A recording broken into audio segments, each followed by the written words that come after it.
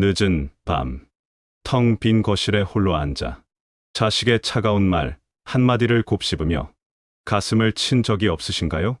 내가 너를 어떻게 키웠는데, 내 인생을 다 바쳐서 너를 뒷바라지했는데, 이런 말이 목구멍까지 차오르지만 정작 뱉는 순간 관계는 더 망가집니다. 평생을 자식을 위해 헌신했습니다. 나의 삶과 꿈을 뒤로 미루고 살아왔습니다. 그런데 돌아오는 것은 무엇입니까? 따뜻한 감사나 존경이 아니라, 엄마는 왜 그렇게 살아? 아버지는 말이 안 통해요. 라는 싸늘한 무시와 짜증 섞인 반응들 뿐입니다. 자식의 이런 태도를 마주할 때마다 우리는 깊은 배신감을 느낍니다. 그리고 스스로에게 묻게 됩니다. 도대체 어디서부터 잘못된 것일까? 나의 사랑이 부족했던 것일까? 이 고통스러운 질문에 대해 정약용 선생님의 지혜에서 답을 찾아보려 합니다. 정약용 선생님은 패족이 되어 몰락해가는 집안의 자식들에게 끊임없이 편지를 쓰며 삶의 태도를 가르쳤습니다. 그런데 그 가르침의 핵심은 자식을 위해 무조건 희생하라가 아니었습니다. 오히려 정반대였습니다. 부모가 먼저 자신의 삶을 단단하게 세우고 스스로를 귀하게 여길 때 비로소 자식도 부모를 존경하고 따르게 된다는 것이었습니다. 다산의 지혜를 통해 자식에게 존경받는 부모가 되기 위한 4가지 핵심 원칙을 깊이 있게 파헤쳐 보겠습니다. 첫째, 자식에게 올인하지 말고 나의 품위를 지키는 태도입니다. 둘째, 경제적, 정서적으로 자식에게 기대지 않는 독립적 삶입니다. 셋째, 잔소리가 아닌 등 구분 뒷모습으로 보여주는 배움의 자세입니다. 넷째, 사랑이라는 이름으로 구속하지 않는 적당한 거리두기입니다. 이 4가지 원칙을 이야기하기에 앞서 잠시 다산 정약용 선생님이 유배지 강진에서 겪었던 짧은 일화를 하나 들려드리겠습니다. 이 이야기를 통해 우리가 나아가야 할 방향의 실마리를 잡을 수 있을 것입니다. 다산이 유배지인 강진에 처음 도착했을 때 그는 죄인의 신분이었습니다. 사람들은 그를 피했고 그가 머물 곳조차 마땅치 않았습니다. 집안은 풍비박산이 났고 2 아들은 앞길이 막막한 상황이었습니다. 보통의 아버지라면 신세를 한탄하며 술로 세월을 보내거나 자식들에게 너희라도 살기를 찾으라며 불안과 공포를 전가했을지도 모릅니다. 하지만 다산은 달랐습니다. 그는 좁고 누추한 방에 사이제라는 이름을 붙였습니다. 생각을 맑게 하고 용모를 단정히 하며 말을 적게 하고 행동을 무겁게 한다는 뜻입니다. 그는 최악의 상황에서도 자신의 몸가짐을 흐트러뜨리지 않았습니다. 그리고 자식들에게 편지를 보냈습니다. 비록 우리가 패족이 되었으나 학문을 닫고 마음을 바르게 하는 일은 그 누구도 막을 수 없다. 그는 자신의 불행을 자식에게 전염시키지 않았습니다. 대신 자신이 먼저 학문에 정진하고 스스로를 귀하게 여기는 모습을 보여줌으로써 절망에 빠진 자식들을 일으켜 세웠습니다. 이것이 바로 오늘 우리가 배워야 할 핵심입니다. 부모가 자신의 삶을 포기하지 않고 스스로 빛날 때 자식은 그 빛을 보고 길을 찾습니다. 이제 이 위대한 가르침을 우리의 현실에 적용할 시간입니다. 자식과의 관계를 완전히 뒤바꿀 4가지 원칙. 지금부터 하나씩 아주 상세하게 풀어보겠습니다.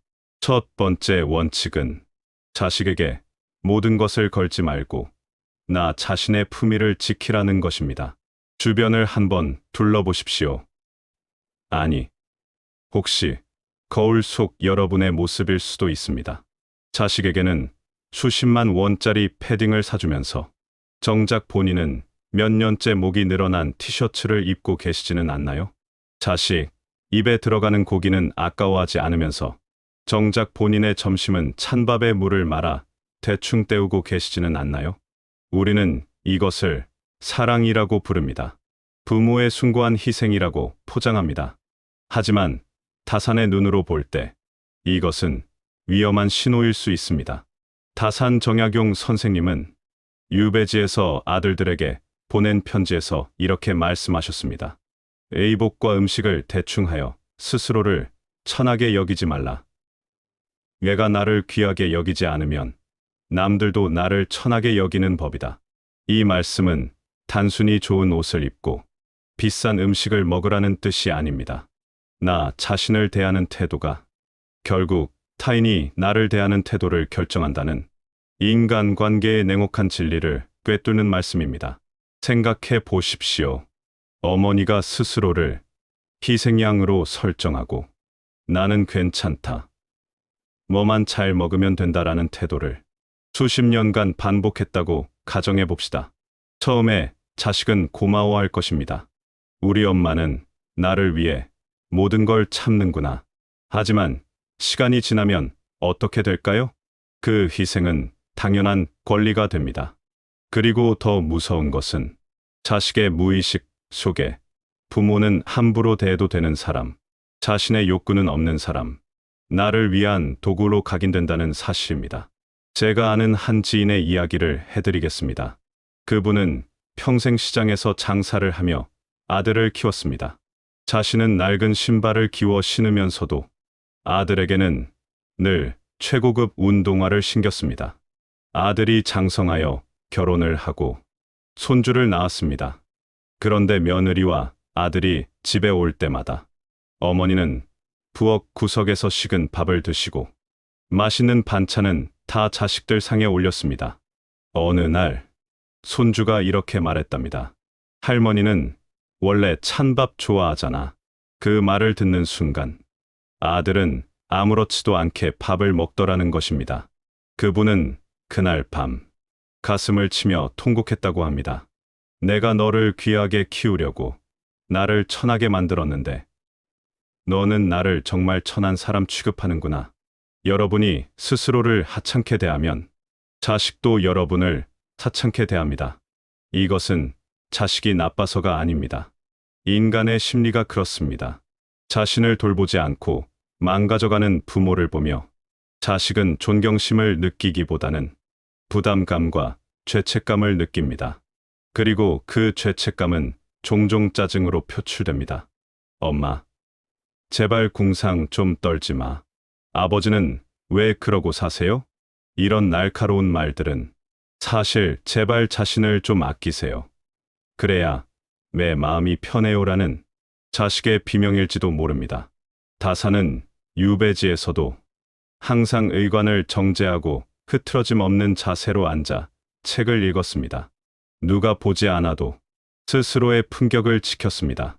그랬기에 아들들은 아버지를 죄인이 아닌 위대한 스승으로 존경할 수 있었습니다. 여러분, 이제 태도를 바꾸셔야 합니다. 자식을 위해 무조건 양보하는 것이 사랑이 아닙니다. 맛있는 음식이 있으면 여러분이 먼저 한 점 드십시오. 좋은 옷이 있으면 자식보다 먼저 사서 입으십시오. 여러분이 여러분의 삶을 즐기고 자신의 가치를 소중히 여기는 모습을 보여줄 때 자식은 부모를 불쌍한 존재가 아닌 멋진 어른으로 바라보게 됩니다. 부모가 행복해야 자식도 행복하다는 말. 너무 흔한 말 같지만 진리입니다. 여러분의 자존감이 높아질 때 자식은 여러분을 함부로 대할 수 없습니다. 여러분의 삶에 기품이 흐를 때 자식은 그 기품 앞에 고개를 숙입니다. 이것이 다산이 말하는 첫 번째 원칙, 자신을 귀하게 여기는 마음, 자중자애의 정신입니다. 두 번째 원칙은 경제적, 정서적으로 자식에게 기대지 않는 독립성입니다.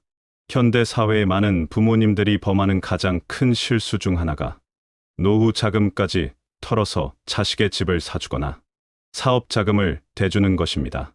그리고 마음속으로 생각합니다. 내가 이렇게까지 해줬으니 나중에 자식이 나를 챙겨주겠지. 하지만 이것은 도박 중에서도 가장 위험한 도박입니다. 다산 정약용 선생님은 재물과 경제적 독립에 대해 아주 현실적인 조언을 남겼습니다. 그는 아들들에게 보낸 편지에서 이렇게 말합니다. 유산을 물려주려 하지 말고 근면과 검소라는 두 글자를 유산으로 주어라. 재물은 없어지기 쉽지만 이 두 글자는 평생 써도 닳지 않는다. 또한 남에게 도움을 받으려 하지 말고 스스로 밭을 갈아 먹을 것을 구하라 라고 강조했습니다. 자식에게 경제권을 넘겨주거나 자식의 부양에 전적으로 의존하는 순간 부모와 자식의 관계는 미묘하게 뒤틀리기 시작합니다. 부모는 눈치를 보게 되고 자식은 부담을 느끼게 됩니다.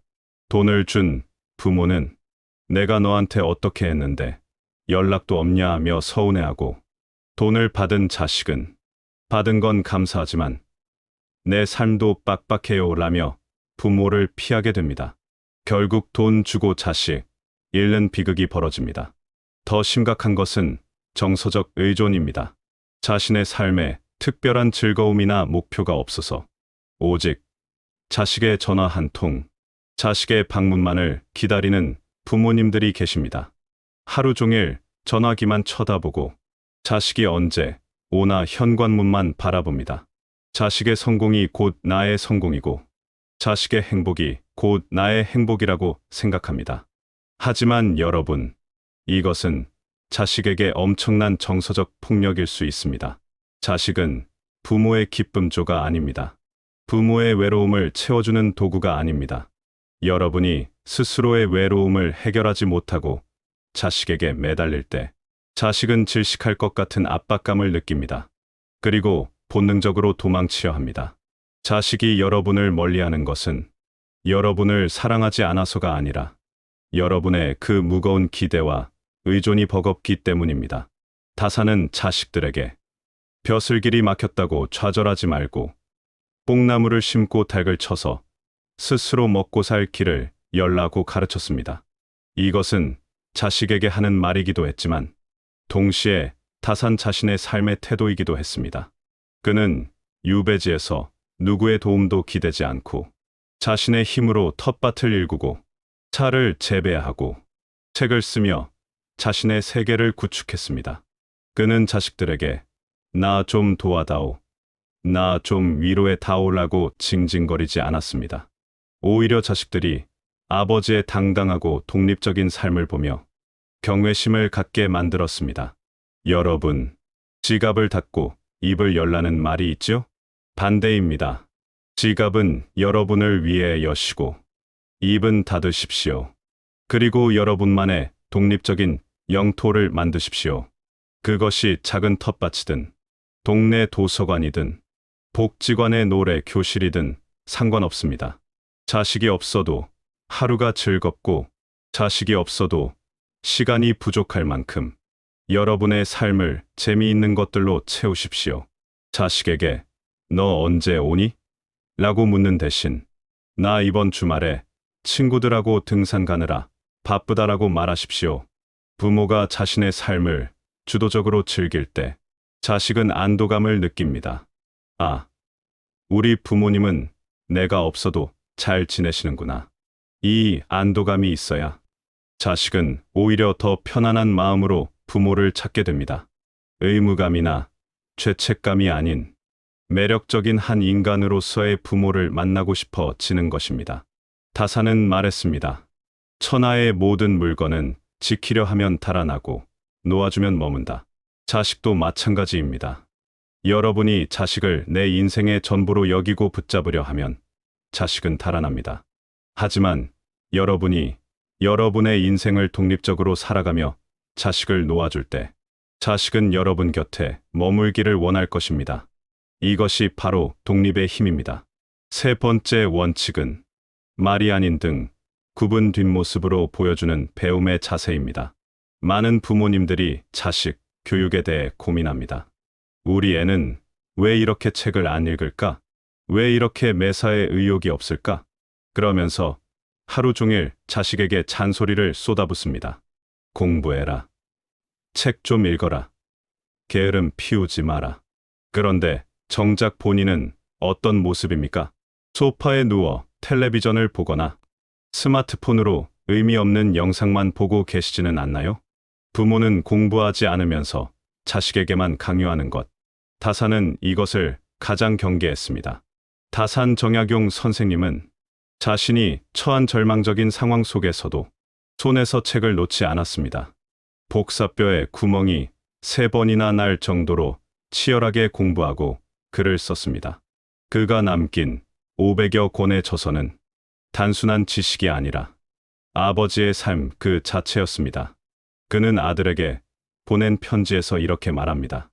패족이라 하여 벼슬길이 막혔다고 글 읽기를 포기한다면 이는 스스로를 짐승의 길로 떨어뜨리는 것이다. 그리고 이렇게 덧붙입니다. 내가 오늘 밤에도 촛불을 켜고 글을 쓰는 것은 너희들에게 모범을 보이기 위함이다. 다사는 공부해라 라고 말로만 시키지 않았습니다. 그는 자신이 먼저 공부하는 모습을, 그 치열한 뒷모습을 자식들에게 보여주었습니다. 자식들은 멀리 떨어져 있었지만 아버지가 밤새워 연구하고 집필한다는 사실을 알고 있었기에 감히 이 게으름을 피울 수 없었습니다. 현대 사회를 살아가는 우리에게 이 배움의 의미는 무엇일까요? 꼭 사서 삼경을 읽고 논문을 쓰라는 것이 아닙니다. 여기서 말하는 배움이란 성장하려는 태도를 의미합니다. 나이가 들었다고 해서 이제 내 인생은 끝났어. 머리가 굳어서 못해 라고 포기하는 것이 아니라 새로운 것에 호기심을 갖고 도전하는 모습을 보여주는 것입니다. 자식들은 끊임없이 성장하는 부모를 존경합니다. 어머니가 뒤늦게 한글을 배워 삐뚤빼뚤한 글씨로 시를 쓴다면 아버지가 은퇴 후에 요리를 배워 서툰 솜씨로 파스타를 만든다면 자식은 그 모습에서 깊은 감동을 받습니다. 와, 우리 부모님은 아직도 꿈꾸고 계시는구나. 나도 저렇게 늙어가고 싶다. 이런 생각이 들게 하는 부모. 이것이 진짜 권위입니다. 반대로 매일 세상 탓, 남 탓만 하며 새로운 정보나 지식을 거부하고 요즘 애들은 문제야라고 비난만 하는 부모는 자식에게 꼰대로 비칠 뿐입니다. 대화가 통하지 않는다고 느끼는 이유는 부모가 과거에 멈춰 있기 때문입니다. 세상은 변하는데 부모의 생각은 30년 전에 머물러 있으니 자식과 말이 섞일 수가 없습니다. 제가 아는 70대 어르신은 손주와 대화하기 위해 아이돌 가수의 이름을 외우고 스마트폰 사용법을 배우러 다니십니다. 심지어 영어 회화를 배워 해외여행을 갈 꿈을 꾸십니다. 자식들이 그분을 어떻게 대할까요? 귀찮아할까요? 아닙니다. 오히려 부모님을 자랑스러워하며 대화하고 싶어 합니다. 우리 아버지는 참 신세대셔. 어머니는 생각이 젊으셔. 이런 존경은 강요한다고 얻어지는 것이 아닙니다. 부모가 스스로의 삶을 가꾸고 성장시킬 때 자연스럽게 따라오는 향기 같은 것입니다. 다사는 말했습니다. 독서야말로 인간이 할 수 있는 가장 깨끗하고 즐거운 일이다. 여러분, 오늘부터라도 텔레비전을 끄고 책을 한 권 펼쳐보십시오. 아니면 새로운 취미를 배워보십시오. 여러분이 무언가에 몰입하여 눈을 반짝일 때 그 에너지는 자식에게 전달됩니다. 부모가 자신의 인생을 열정적으로 살아가는 모습, 그 자체가 자식에게는 최고의 교과서이자 가장 강력한 유산이 됩니다. 네 번째 원칙은 사랑이라는 이름으로 구속하지 않는 적당한 거리두기입니다. 우리는 흔히 자식은 내 몸과 같다라고 말합니다. 하지만 냉정하게 말해서 자식은 내 몸이 아닙니다. 엄연히 다른 인격체이며 나와는 다른 운명을 타고난 독립된 존재입니다. 많은 갈등은 이 사실을 인정하지 않는 데서 시작됩니다. 부모가 자식의 일거수일투족을 알려고 하고 자식의 결정에 사사건건 개입하려 할 때 관계는 지옥이 됩니다. 다산 정약용 선생님은 두 아들을 끔찍이 사랑했지만 결코 그들을 소유하려 하지 않았습니다. 유배지라는 물리적 거리가 있기도 했지만 그는 정신적으로도 자식의 독립성을 존중했습니다. 그는 자식에게 삶의 방향과 원칙을 제시했을 뿐 구체적인 삶의 방식을 강요하지 않았습니다. 농사를 짓든 약초를 캐든 그들이 선택한 삶을 존중하며 그 안에서 최선을 다할 것을 격려했습니다. 다산의 편지 중에는 이런 구절이 있습니다. 무릇 가깝고 친한 사이일수록 예의를 지켜야 한다. 부모 자식 사이라도 함부로 대하거나 지나치게 간섭하면 원망이 생긴다. 이것은 현대 심리학에서 말하는 경계선의 개념과 정확히 일치합니다. 사랑할수록 예의가 필요하고 가까울수록 거리가 필요합니다. 많은 부모님들이 자식이 결혼한 후에도 자식의 냉장고 문을 마음대로 열어보고 며느리나 사위의 살림살이에 훈수를 둡니다. 다 너희 잘 되라고 하는 소리다라고 말하지만 받아들이는 자식 입장에서는 침해이고 간섭입니다. 자식이 성인이 되었다면 이제 그들은 품 안의 자식이 아니라 손님처럼 대해야 합니다. 손님의 집에 가서 냉장고를 뒤지거나 이래라 저래라 잔소리하는 사람은 없지 않습니까? 적당한 거리는 그리움을 만듭니다. 하지만 너무 가까운 거리는 실증을 만듭니다. 나무와 나무 사이에도 간격이 있어야 바람이 통하고 햇볕이 들어와서 서로 건강하게 자랄 수 있습니다. 부모와 자식 사이에도 이 바람의 길이 필요합니다. 여러분이 자식에게서 한 걸음 물러나 그들의 삶을 지켜봐 주는 관조적 태도를 가질 때 자식은 비로소 숨을 쉬고 스스로의 힘으로 일어설 수 있습니다. 때로는 자식이 실수할 수도 있습니다. 잘못된 선택을 할 수도 있습니다. 그때마다 달려가서 해결해 주고 싶으시겠지요. 하지만 참으셔야 합니다. 다산이 유배지에서 자식들의 고생을 지켜보며 피눈물을 흘리면서도 대신 살아주지 못했듯이 자식의 인생은 자식이 감당해야 할 몫입니다. 부모가 해줄 수 있는 최선은 그들이 넘어졌을 때 비난하지 않고 언제든 돌아와 쉴 수 있는 든든한 나무가 되어주는 것입니다. 하지만 그 나무는 자식을 칭칭 감아주는 덩굴이 아니라 홀로 굳건히 서서 그늘을 내어주는 독립된 거목이어야 합니다. 여러분이 자식에게 집착하지 않고 여러분의 자리에서 묵묵히 뿌리를 내리고 있을 때 자식은 그 든든함을 믿고 세상으로 나아갑니다. 그리고 지쳤을 때 가장 먼저 여러분을 떠올리게 될 것입니다. 지금까지 다산 정약용의 지혜를 빌려 자식에게 존경받는 부모가 되는 4가지 원칙을 살펴보았습니다. 다시 한번 정리해 보겠습니다. 머릿속에 그리고 가슴속에 깊이 새겨 주십시오. 첫째, 품위입니다. 자식을 위해 희생한다는 핑계로 스스로를 초라하게 만들지 마십시오. 내가 나를 귀하게 여겨야 자식도 나를 귀하게 여깁니다.